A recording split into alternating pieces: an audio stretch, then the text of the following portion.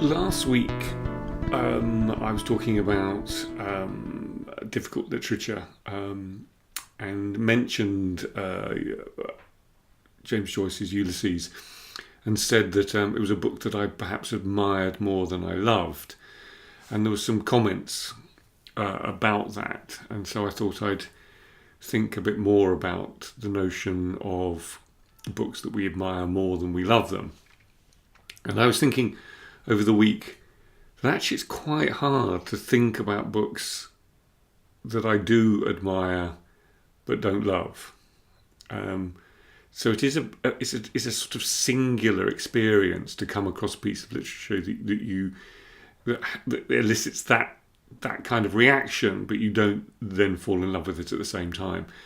And oddly, it is the kind of triumvirate of Irish writers, early 20th century Irish writers, I think, that fall into that category. So you have Joyce, then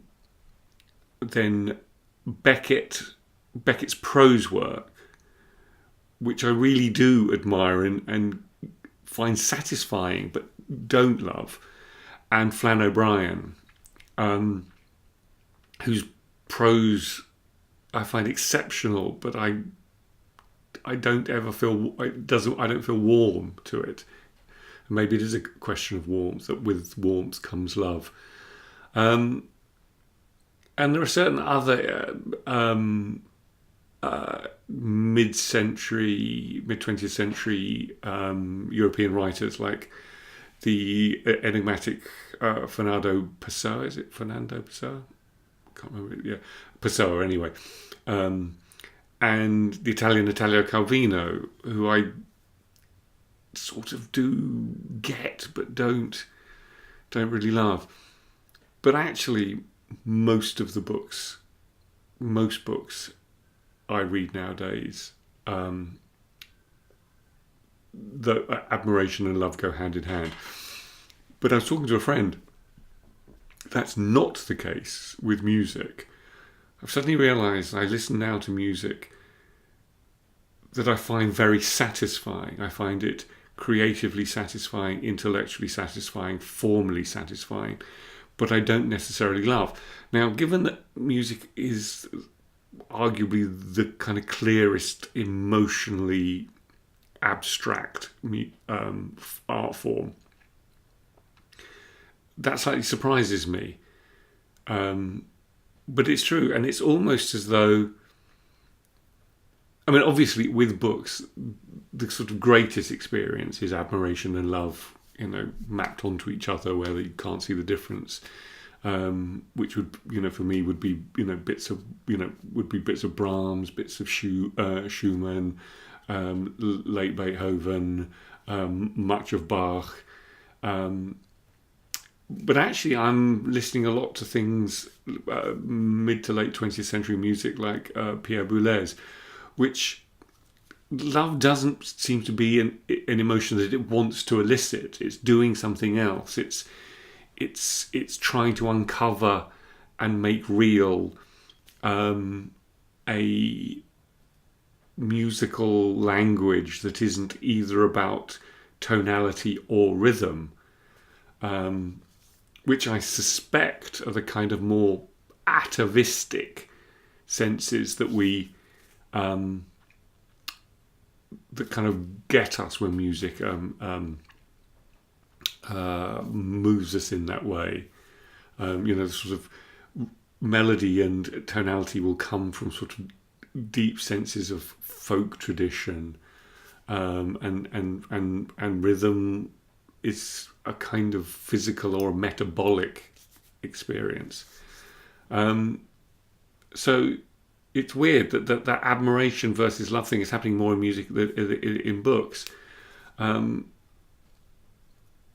So that's kind of it, really. I'm just trying to think. I mean, I can't really think about books. I'm talking about novels here. In the end, if I'm reading something and obviously the vast volume of novels I read, I neither love nor admire. They're merely interesting and tick certain boxes. So they are, you know,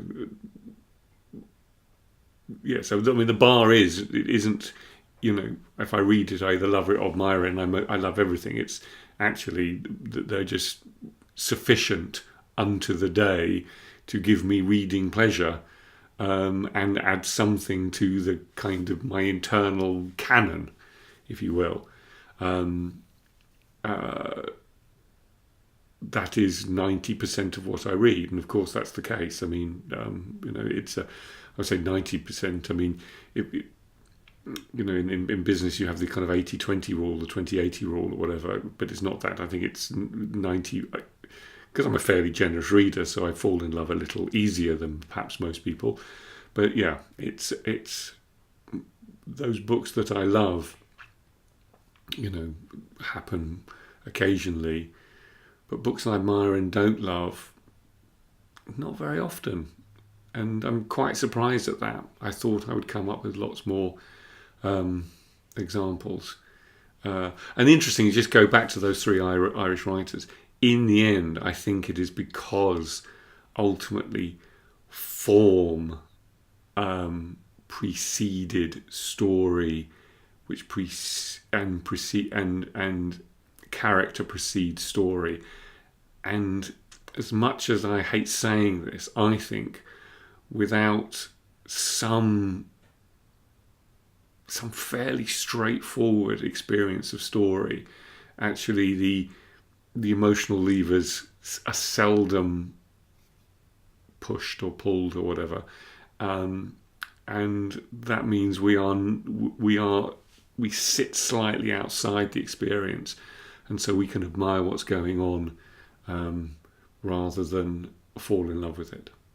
Maybe that's it. Thank you very much.